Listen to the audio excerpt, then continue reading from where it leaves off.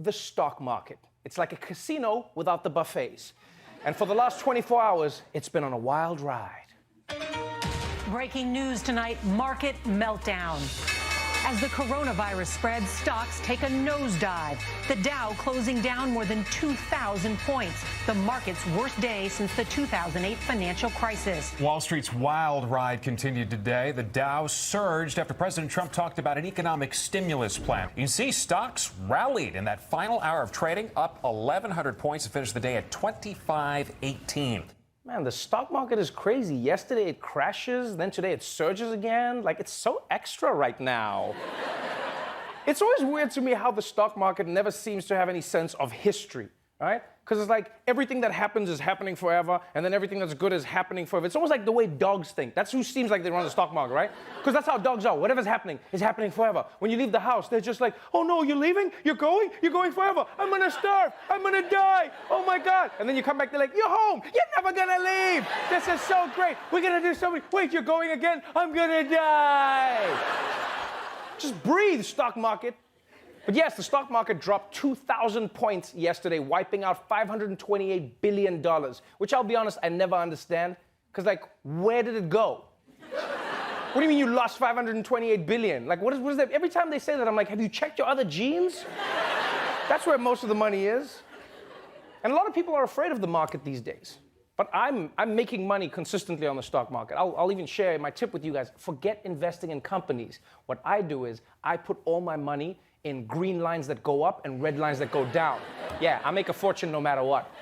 I also don't understand finance. And I normally don't feel sorry for Wall Street, but with the coronavirus, I feel like they're going through a lot. Yeah, because the one thing guys on Wall Street like to do when Wall Street is crashing is the one thing you're not allowed to do because of corona. Put your hands on your face. Yeah. So they spent all day yesterday like, oh no, my money. Oh no, corona. Oh no, my money. Oh no, corona.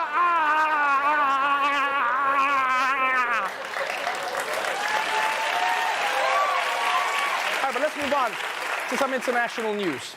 Because while corona is shaking up the stock market, Vladimir Putin is shaking up Russia's constitution. Russian President Vladimir Putin has suggested that he is not against a proposed amendment to the constitution that could keep him in power for many years. Vladimir Putin came to Parliament and said, if the Constitutional Court says yes, then it should be possible for the current president, him, to run again. And that means he could run for 2 more terms in office. That's 12 more years of Vladimir Putin. He could be in power until 2036. Yes, Vladimir Putin is trying to change the constitution so that he can stay in power long after he's supposed to leave.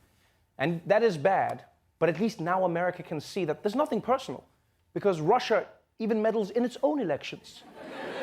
And this is big news, because you realize Putin is 67 years old now. So if he gets these additional terms, he'll only leave office when he's 83 years old, which is just young enough to run for president in America.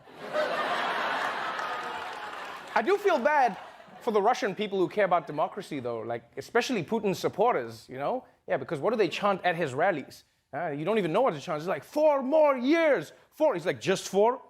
8 more years. Just 8? You tell us. You tell us. What's interesting about this story as well is that Putin is a dictator, but it's interesting how he still goes through the Russian legislature and the courts to try and change it. It's a reminder that constitutions are only as valuable as the people who safeguard them. Right? I mean, like, that would only apply here if America ever got a president with a bunch of lackeys in Congress who let him fill the courts with whoever he wanted. Then Americans would be in big trouble, but that can't ever happen. I mean, that's not real, right? Let's move on to some news coming out of Africa, because climate change has been affecting weather patterns across the globe. Some people in the motherland are experiencing it more than most. It is a locust invasion of epic proportions, and it is swarming East Africa right now. So the United Nations says that these insects could decimate the region's food supply, and it's concerned it could become a full-blown plague. For 3 months now, swarms of desert locusts have been eating their way through East Africa. Here in Kenya's Laikipia County, people bang utensils to try and ward off an increasing menace to their livelihoods. All to no avail. The locusts keep coming. A voracious appetite means these locusts eat the equivalent of their own body weight in a single day. Beans, maize, pasture for animals. Nothing stands a chance. Oh, hell no. First corona, now locusts. I hope we're not seeing a reboot of the Old Testament. Yeah, because then as firstborn sons, we'll have to worry.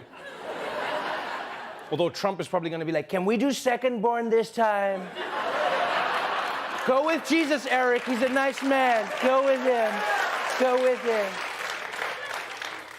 And this is one of the things that's really sad about climate change, all right? Although it's affecting everyone, the effects are felt in very different ways in developing nations. Because in a first world country, a lot of climate change is abstract. It's like, did you hear that Aspen might not have the best snow for skiing this year? Whereas in Africa, it's like, can you hear anything besides the locusts? What? I can hear you over the locusts!